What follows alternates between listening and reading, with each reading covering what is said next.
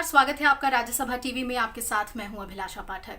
आज बुलेटिन में आपको बताएंगे कि प्रधानमंत्री नरेंद्र मोदी की ओर से घोषित 20 लाख करोड़ के आर्थिक पैकेज की दूसरी किश्त का ऐलान आज केंद्रीय वित्त मंत्री निर्मला सीतारमण ने कर दिया। वित्त मंत्री ने इस पैकेज में खासतौर पर प्रवासी मजदूरों, छोटे कामगारों, फेरी वालों और किसानों के अलावा मिडिल क्लास का खास ख्याल रखा है और इस पैकेज में इस बात पर जोर दिया गया है कि ग्रामीण से लेकर शहरी इलाकों तक रोजगार सृजन हो सके। और क्या खास बातें हैं इस पैकेज में, हम आपको इस पर बताएंगे विस्तार से। साथ ही आपको बता दें कि भारत बहुत जल्द ही 20 लाख कोरोना वायरस टेस्टिंग के मार्क को छू लेगा। ये बात आज केंद्रीय स्वास्थ्य मंत्री डॉक्टर हर्षवर्धन ने national centre for disease control का दौरा करते हुए बताई। साथ ही हम ये जानेंगे कि रेलवे ने 30 जून तक सभी टिकटों को रद्द कर दिया है। जितनी भी आरक्षित टिकटें थी वो रद्द हो गई हैं, क्योंकि अब सिर्फ जो स्पेशल ट्रेनें हैं वही चल रही हैं। तो उसमें टिकट कराने के लिए क्या कुछ नियम कहते हैं, इसके बारे में आपको विस्तार से बताएंगे। साथ ही देश और दुनिया में कोविड-19 की क्या स्थिति है। WHO ने चेतावनी दी है कि अब कोविड-19 के साथ दुनिया को जीने का तरीका सीखना होगा। इस पर भी हम नजर डालेंगे। आइए शुरुआत करते हैं अहम खबर के साथ।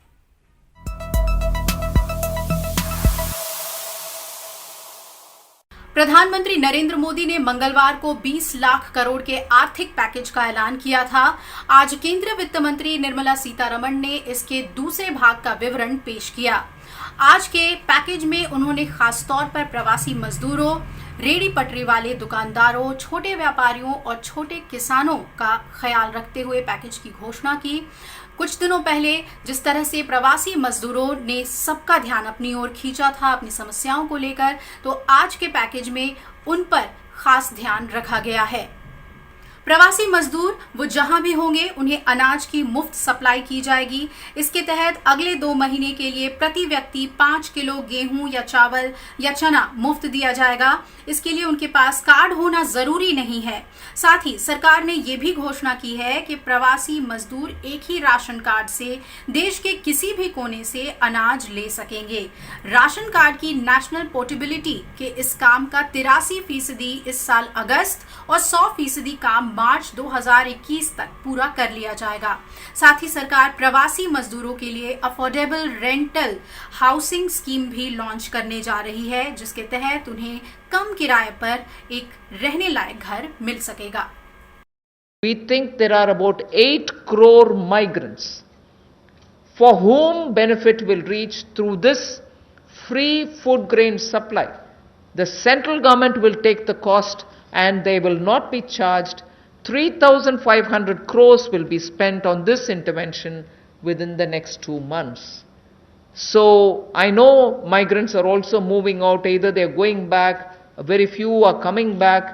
Irrespective, we are saying for the next 2 months they shall get free rice or wheat and also 1 kg per card per family. Without card also you can get your rice, wheat or chana.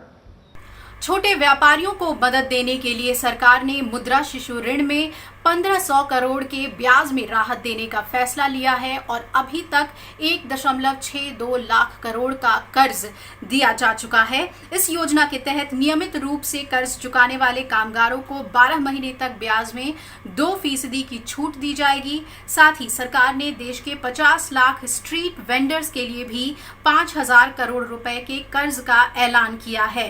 इसके तहत प्रत्येक कारोबारी को 10,000 रुपए तक की मदद दी जा सकती है। 5,000 करोड़ रुपए की विशेष सुविधा केवल इनके लिए, रेहड़ी ठेला लगाने वाले, पटरी पर सामान बेचने वाले श्रमिक साथी इनके लिए लेकर आए हैं। ये 10,000 की इनको प्रति व्यक्ति सुविधा मिल सकती है, क्योंकि किसी को चाय बेचनी है, सब्जी बेचनी है, कुछ और बेचना है, तो 2,000 10,000 तक वो अपना सामान लेने की उसको सुविधा मिल सकती है। और ये 1 महीने के अंदर सरकार इसको लॉन्च कर देगी। और जो मोबाइल से पेमेंट करेगा, डिजिटल पेमेंट करेगा, उसको इसके ऊपर इनाम भी मिलेंगे। और यही नहीं, डिजिटल पेमेंट्स का एक लाभ उनको और मिलेगा कि उनको आने वाले समय में 10,000 की बजाय ज़्यादा पैसा मिल सके, क्योंकि उनका व्यापार लेखा जोखा ध्यान में आएगा तो बैंक भी उनको ज़्यादा पैसे देने के लिए तैयार होंगे। तो डिजिटल पेमेंट को भी इससे बल मिलेगा और उन लोगों को भी आने वाले समय में अतिरिक्त धन उपलब्ध कराया जा सकता है अपना कामकाज बढ़ाने के लिए। 6 से 18 लाख की सालाना आय वाले मध्यम वर्गीय परिवारों के लिए सरकार ने अफोर्डेबल हाउसिंग के क्रेडिट लिंक्ड सब्सिडी स्कीम को मार्च 2021 तक जारी रखने का ऐलान किया है। इससे हाउसिंग सेक्टर में 70,000 करोड़ रुपए का निवेश आने की उम्मीद है। सरकार 6,000 करोड़ रुपए के compensatory afforestation management and planning authority fund यानी कैंपा फंड के जरिए आदिवासी इलाकों में रोजगार पैदा करने जा रही है। इसके अलावा सरकार किसानों की रबी की फसल को ध्यान में रखते हुए नाबार्ड के जरिए 30,000 करोड़ की अतिरिक्त सुविधा भी जारी करने जा रही है। ये सुविधा पहले जारी 90,000 करोड़ रुपए के अतिरिक्त है। किसान क्रेडिट कार्ड की पहुंच को बढ़ाया जाएगा और बाकी बचे 2.5 करोड़ किसानों को भी ये कार्ड मुहैया कराया जाएगा। साथ ही किसान क्रेडिट कार्ड के दायरे में मछुआरों और पशुपालकों को भी शामिल किया जाएगा। इससे इन किसानों, मछुआरों और पशुपालकों को 2 लाख करोड़ के कर्ज का फायदा मिल पाएगा।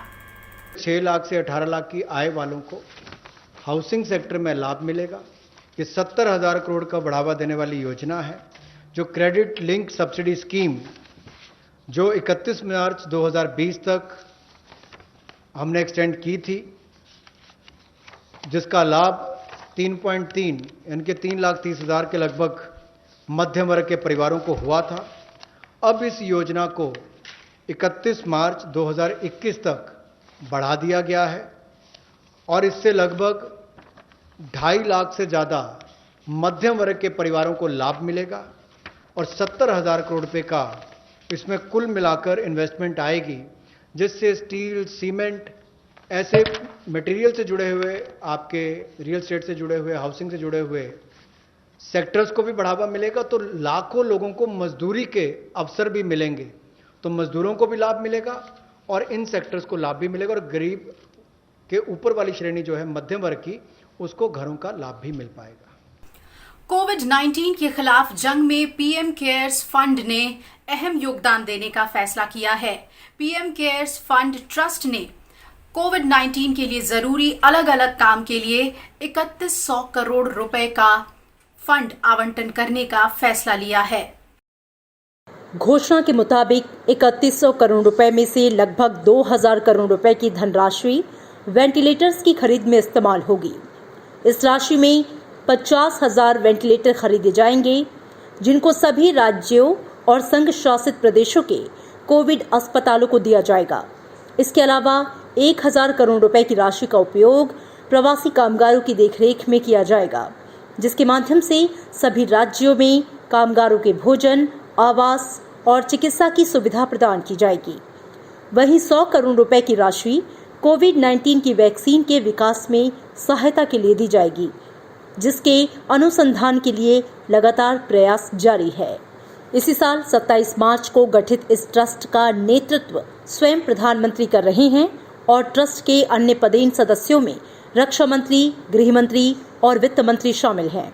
इस पैकेज की घोषणा करते हुए प्रधानमंत्री ने पीएम केयर्स फंड में योगदान करने के लिए सभी दानदाताओं का आभार भी जताया। कोविड-19 की वैक्सीन की खोज करने के बीच बीमारी के इलाज के लिए मौजूदा दवाओं पर भी काम किया जा रहा है। हाल ही में भारत में CSIR ने शीर्ष 25 दवाओं के अणुओं की पहचान की, जिसमें फेविपिराविर सबसे आशाजनक दवाओं के रूप में उभरी है। Processes for all these drugs so that chemical industry can take them forward and make them available at the affordable price to the populations. Some of the important molecules under this are remdesivir, Arbidol, Baloxavir, Favipiravir, hydroxychloroquine.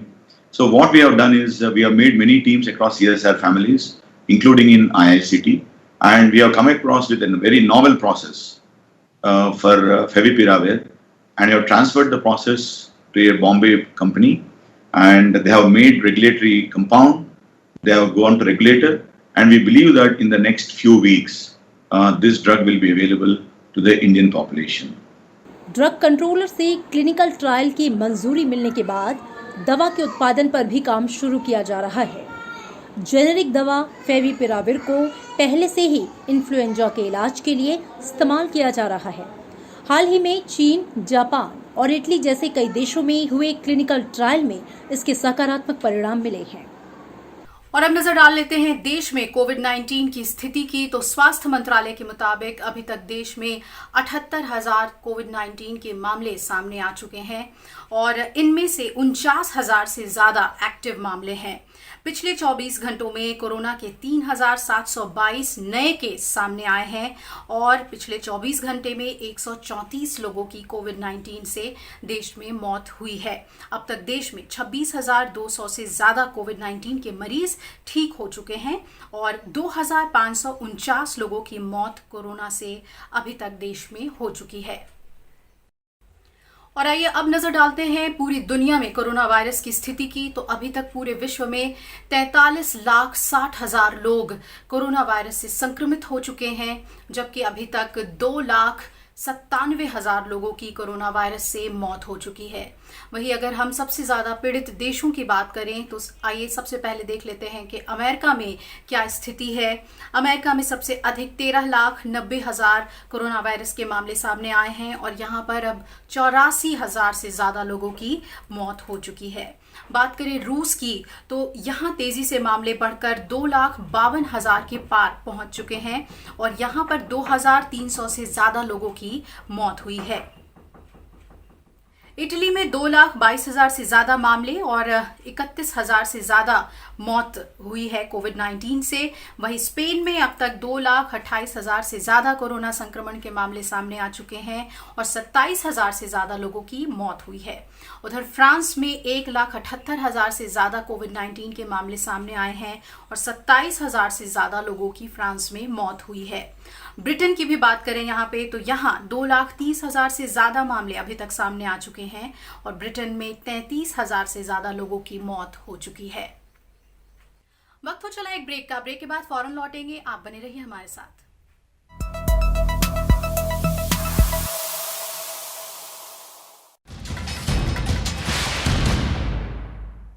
भीड़भाड़ वाले इलाकों में ना जाएं।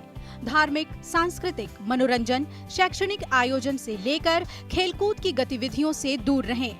संभव हो तो work at home करें। काम के दौरान सहकर्मियों से 1 मीटर की दूरी बनाएं और गैर जरूरी यात्राओं से बचें।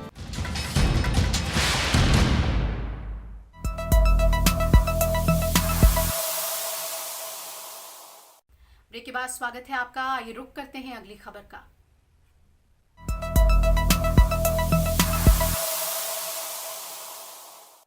सत्रह मई के बाद लॉकडाउन में देश की राजधानी दिल्ली में कितनी छूट दी जाए, इसे लेकर दिल्ली के मुख्यमंत्री अरविंद केजरीवाल ने लोगों से सुझाव मांगे थे। पिछले 24 घंटे में उन्हें 5 लाख से ज्यादा सुझाव मिले हैं। उन्होंने कहा है कि इन सुझावों पर दिल्ली के उपराज्यपाल अनिल बैजल के साथ चर्चा और केंद्र के आदेश के बाद कोई अंतिम निर्णय लिया जाएगा। मुख्यमंत्री अरविंद केजरीवाल ने बताया कि ज्यादातर लोगों की राय है कि स्कूल, कॉलेज या अन्य शैक्षणिक संस्थान गर्मी की छुट्टियों के बाद खुलने चाहिए। नाई की दुकान, salon, spa, cinema hall, hotel, swimming pool आदि अभी ना खोले जाएं। रेस्टोरेंट, कम सवारियों के साथ मेट्रो और बसों को चलाने के सुझाव भी आए हैं। पिछले 24 घंटों में दिल्ली में कोरोना संक्रमण के 472 नए मामले सामने आए हैं, जिसके बाद मरीजों की कुल संख्या 8,470 हो गई है। अधिकतर लोगों का कहना था होटल अभी नहीं खुलने चाहिए, लेकिन रेस्टोरेंट खोल दीजिए, खाने की होम डिलीवरी अलाउ कर दीजिए, टेक अवे अलाउ कर दीजिए कि लोग खरीद के और वहां से चले जाएं, वहां बैठ के ना खाएं। ऐसा कई लोगों का मानना था, लेकिन इस पे लगभग लोगों की सहमति है कि अभी बार्बर की शॉप, नाई की दुकान नहीं खोलने चाहिए, उसमें काफी ज्यादा कांटेक्ट होता है। दिल्ली में कितनी ढिलाई दी जाए, हम अपने प्रस्ताव बना के केंद्र सरकार को भेजेंगे। केंद्र सरकार फिर पूरे देश के बारे में निर्णय लेगी कि किस राज्य के अंदर केंद्र सरकार कितनी ढिलाई देने का निर्णय लेती है। पूर्वोत्तर राज्यों ने कोरोना वायरस के खिलाफ सबसे प्रभावशाली ढंग से जंग लड़ी है। इनमें मणिपुर में एक भी कोरोना वायरस का सक्रिय मामला सामने नहीं आया है। मणिपुर के मुख्यमंत्री एन बीरेन सिंह ने राज्यसभा टीवी से खास बातचीत में बताया कि मणिपुर के वो लोग जो फंसे हुए हैं उन्हें चरणबद्ध तरीके से राज्य में वापस लाया जा रहा है और कोरोना वायरस के फैलाव को रोकने के लिए भी तमाम तैयारियां की जा रही हैं। Manipur government has started mass evacuation of Manipur. Rajya Sabha television से विशेष बातचीत में मणिपुर के मुख्यमंत्री एन बीरेन सिंह ने कहा कि मणिपुर सरकार ने अन्य राज्यों से आने वाले सभी लोगों के लिए नामित संस्थागत और सामुदायिक क्वारंटाइन केंद्रों पर 14 दिन का क्वारंटाइन अनिवार्य कर दिया है। All persons means total around 486 with recent international travel history are monitored and kept under the institutional and home quarantine as per the protocols. And all incoming persons are screened. Around 2,68,000 persons were screened, both in the international airport and as well in the entry gates. And those symptomatic persons were tested even if there was no evidence of contact with positive persons. मुख्यमंत्री N Birendra Singh ने कहा कि lockdown के बाद मणिपुर की अर्थव्यवस्था को ऊपर उठाने के अलावा कृषि और बागवानी गतिविधियों को बढ़ाने के लिए एक उच्च स्तरीय टास्क फोर्स का गठन किया गया है। Self-sufficiency is very becoming it is a must. So the Manipur is fertile land. We are having enough agricultural land in the valley and even hills, the large areas cultivable land is there. So the government has formed two task force committee. Especially one is for the agricultural products. We are going to have the two times or three times cropping systems. And the day before yesterday we revive one big Loktak drip irrigations projects, and water has been pumped up from the Loktak Lake and a distribution system had been started. Manipur में पिछले कुछ दिनों से एक भी corona का मामला सामने नहीं आया है। राज्य में अब तक केवल 2 मरीज मिले थे जो पूरी तरह से ठीक हो चुके हैं। पूरा राज्य ग्रीन जोन घोषित किया जा चुका है। केंद्र द्वारा राष्ट्रव्यापी लॉकडाउन की घोषणा से पहले ही मणिपुर ने राज्यव्यापी लॉकडाउन लागू कर दिया था। इसके अलावा राज्य के लोगों ने सरकार के साथ महामारी से लड़ने में पूरी तरह सहयोग किया है। कृति मिश्रा, राज्यसभा टीवी। कोरोना संकट की वजह से विदेशों में फंसे भारतीयों का स्वदेश लौटने का सिलसिला आज भी जारी रहा। वंदे भारत मिशन का पहला चरण 13 मई तक का था, लेकिन हवाई अड्डों पर यात्रियों की मौजूदगी और विमानों की उपलब्धता होने की वजह से विशेष विमानों का परिचालन जारी रखा गया। 16 मई से वंदे भारत मिशन के दूसरे चरण की शुरुआत होगी। वंदे भारत मिशन के तहत विदेशों में फंसे भारतीयों को वापस लाने का क्रम जारी है। बांग्लादेश में फंसे भारतीयों को गुरुवार को 2 विशेष विमानों के जरिए वापस लाया गया।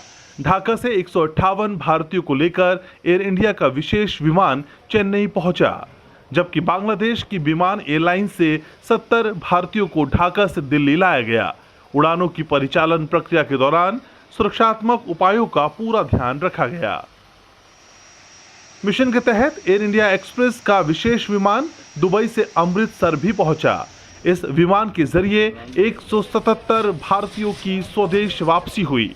वहीं कुआलालंपुर से एक उड़ान मालदीव में फंसे भारतीय यात्रियों को लेकर हैदराबाद होते हुए दिल्ली भी पहुंचेगी। अमेरिका से 225 भारतीयों को लेकर एयर इंडिया का विशेष विमान सैन फ्रांसिस्को से दिल्ली और बेंगलुरु के लिए रवाना हुआ है। इनके अलावा वंदे भारत मिशन के 8वें दिन जेहाद से कोझिकोड के लिए एक, दुबई से भुवनेश्वर और नई दिल्ली के लिए 2 अलग अलग उड़ानों के जरिए भी भारतीयों की वापसी हो रही है। The people who are working here, they have done a remarkable job day night. They have been working up till maybe the whole night to get these passengers on board on Bangladesh Air. Hi, this is Kavita Udawar and my son Rohan we are going back to India, it is all because of the efforts of Indian Embassy. The people there, they have, woke up the whole night and have made this possible. Operation समुद्र सेतु के तहत भारतीय नौसेना का जहाज INS जलाशव एक बार फिर मालदीव के माले पहुंच गया है। तमाम नियमों का पालन करते हुए जहाज मालदीव में फंसे भारतीयों को लेकर कोच्चि के लिए शुक्रवार को रवाना होगा। पहले चरण में INS जलाशव के जरिए मालदीव में फंसे 698 भारतीयों को 10 मई को वापस लाया गया था। विदेशों से भारत लौट रहे यात्रियों को अपने घर पहुंचने में अभी 14 दिन और लगेंगे, क्योंकि सरकार के दिशा निर्देशों के चलते इन्हें 14 दिन की अनिवार्य क्वारंटाइन अवधि में रहना होगा। कोरोना महामारी के दौर में भारतीय नागरिकों की स्वदेश वापसी के लिए भारत सरकार की तरफ से चलाए जा रहे इस महाअभियान के दूसरे चरण की शुरुआत 16 मई से होगी। 31 देशों से भारतीयों को वापस लाने के लिए फीडर फ्लाइट समेत 149 विमानों की तैनाती होगी। अखिलेश सुमन, राज्यसभा टीवी। विश्व स्वास्थ्य संगठन ने चेतावनी देते हुए कहा है कि कोरोना वायरस कभी दूर नहीं जा सकता। विश्व स्वास्थ्य संगठन ने कहा कि दुनिया भर के लोगों को इसके साथ जीना सीखना होगा। विश्व स्वास्थ्य संगठन के आपात कार्यक्रम के प्रमुख माइकल रयान ने कहा कि ये अनुमान लगाना बेहद कठिन है कि हम कब कोरोना वायरस पर पूरी तरह से विजय पा लेंगे। दुनिया भर के देशों के द्वारा धीरे धीरे लॉकडाउन से बाहर आने पर उन्होंने कहा कि हमें इस वायरस के साथ रहना सीखना होगा। उन्होंने कहा कि टीके के अभाव में लोगों के भीतर इस विषाणु के खिलाफ प्रतिरक्षा तंत्र मजबूत होने में सालों लग सकते हैं। उन्होंने ये भी कहा कि ऐसी उम्मीद है कि इसका एक प्रभावी टीका आ जाएगा, लेकिन तब भी इसे बड़ी मात्रा में बनाने और दुनिया भर के लोगों तक मुहैया कराने के लिए बहुत काम करने की आवश्यकता होगी। ऐसे में जबकि कई देश लॉकडाउन हटा रहे हैं, ज्यादा सावधानी बरतनी होगी। If you reopen in the presence of a high degree of virus transmission, then that transmission may accelerate. If that virus transmission accelerates and you don't have the systems to detect it, it will be days or weeks before you know something's gone wrong. And by the time that happens, you're back into a situation where your only response is another lockdown.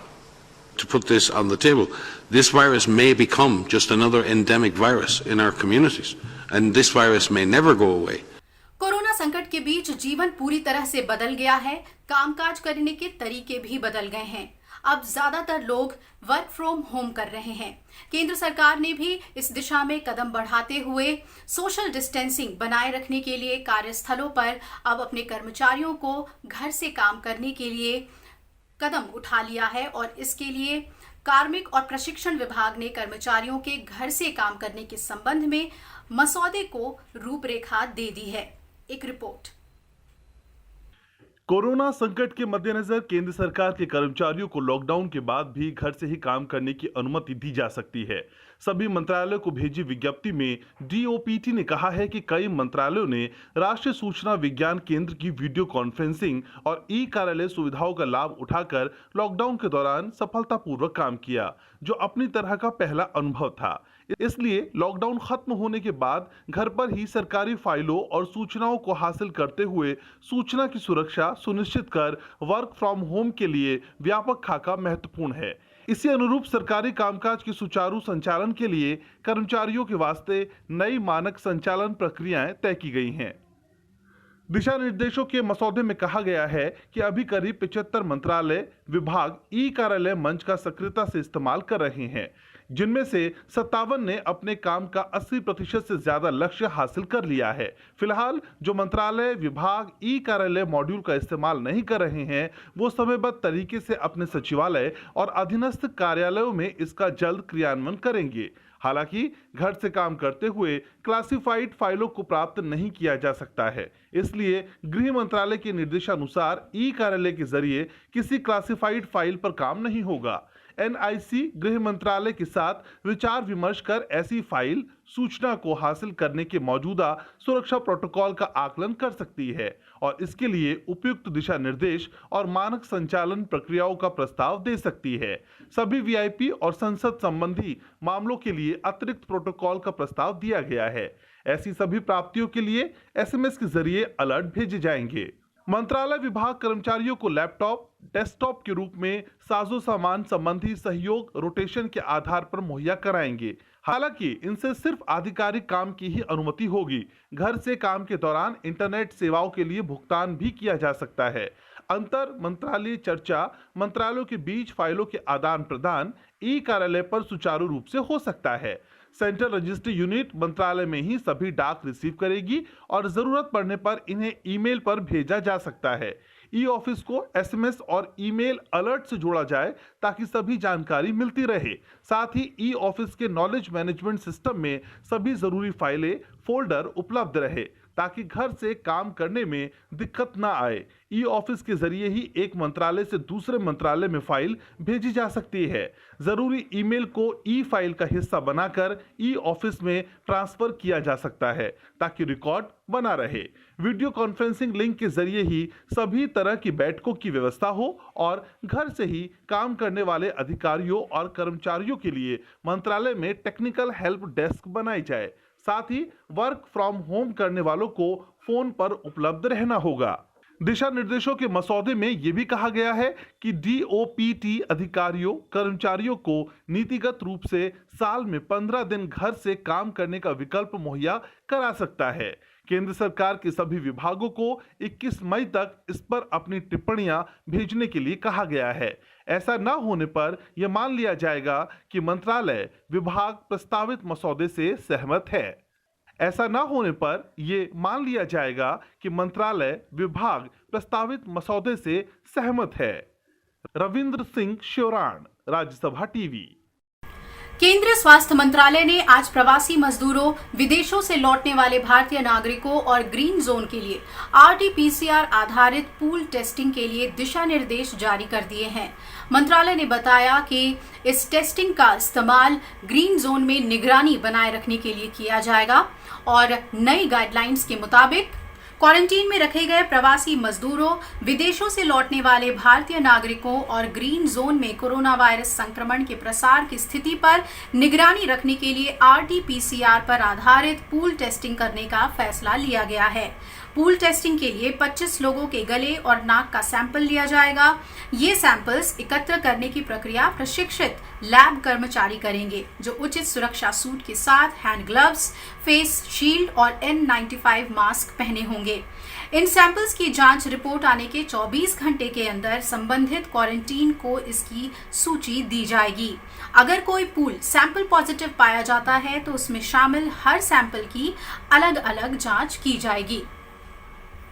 भारतीय rail और राज्य सरकारों के साझा प्रयास से अलग अलग राज्यों में फंसे हुए प्रवासी मजदूरों, छात्रों और पर्यटकों को उनके घर वापस भेजा जा रहा है।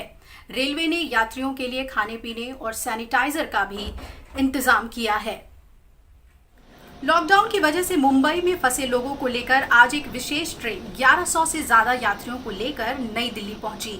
ट्रेन पहुंचने पर यात्रियों की स्क्रीनिंग की गई। सोशल डिस्टेंसिंग और सुरक्षात्मक उपायों का पालन करते हुए यात्री रेलवे स्टेशन से बाहर निकले।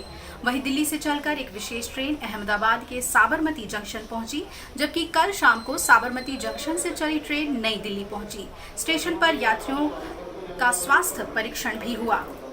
नई दिल्ली से चली एक विशेष ट्रेन आज सुबह जम्मू पहुंची। इस ट्रेन में 1000 से ज्यादा यात्री सवार थे।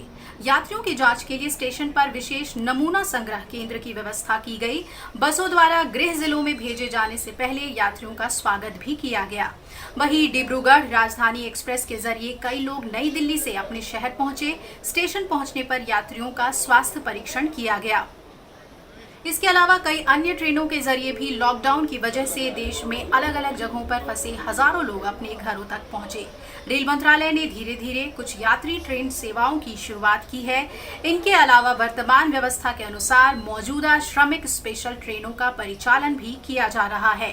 संबंधित राज्य सरकारों के अनुरोध पर इन रेलगाड़ियों को चलाया जा रहा है। आपको बता दें कि 1 मई 2020 से भारतीय रेल ने 800 श्रमिक स्पेशल ट्रेनों का संचालन किया है।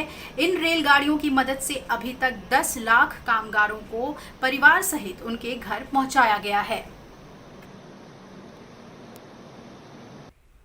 रेल मंत्रालय ने जानकारी दी कि 30 जून तक के लिए आरक्षित सभी टिकटों को रद्द किया जा रहा है। ये निर्देश नियमित ट्रेनों के लिए है जो पहले से ही रद्द हैं। अब सिर्फ विशेष रेलगाड़ियां और एक्सप्रेस ट्रेनें ही चलाई जाएंगी।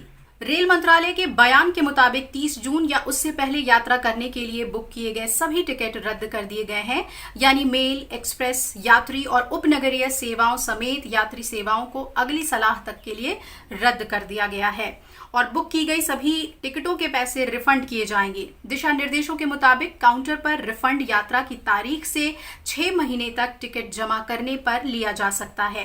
रेल मंत्रालय ने यह भी स्पष्ट किया है कि 1 मई से शुरू की गई श्रमिक रेलगाड़ियों संचालन जारी रहेगा। इस तरह 12 मई से शुरू की गई विशेष ट्रेनों का संचालन भी जारी रहेगा। ये आदेश श्रमिक रेलगाड़ियों और विशेष ट्रेनों के लिए नहीं है। इसके अनुसार लॉकडाउन के तीसरे चरण से पहले नियमित रेलगाड़ियों की टिकट आरक्षण पर 17 मई तक जो रोक लगाई गई थी उसे अब 30 जून तक रोक दिया गया है। इसके अलावा रेलवे ने 22 मई से वेटिंग लिस्ट टिकट जारी करने का फैसला भी लिया है। अब विशेष रेलगाड़ियों में भी टिकट रद्द कराने पर 50% शुल्क नहीं काटा जाएगा और 24 घंटे पहले टिकट रद्द किए जाने की बाध्यता भी खत्म कर दी गई है। रेलवे में इन ट्रेनों की प्रतीक्षा सूची की सीमा भी तय की है। थर्ड एसी के लिए 100, सेकंड एसी के लिए 50, चेयर कार के लिए 100 और प्रथम श्रेणी के लिए 20 के अलावा एग्जीक्यूटिव क्लास के लिए 20 और स्लीपर श्रेणी के लिए 200 वेटिंग लिस्ट टिकट की सीमा बनाई गई है। लेकिन जिन लोगों की टिकट कंफर्म नहीं होगी और वेटिंग लिस्ट में बनी रहेगी वो लोग इन विशेष रेलगाड़ियों में सफर नहीं कर पाएंगे।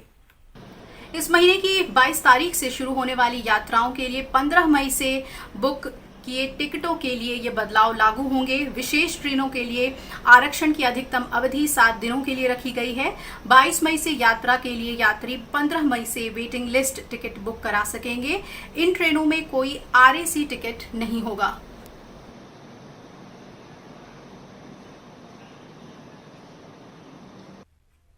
और इसी के साथ इस बुलेटिन में फिलहाल इतना ही। आप जुड़े रहिए राज्यसभा टीवी के साथ और एक ही अपील कि घर पर रहें, सुरक्षित रहें और सभी एहतियात जरूर बरतें।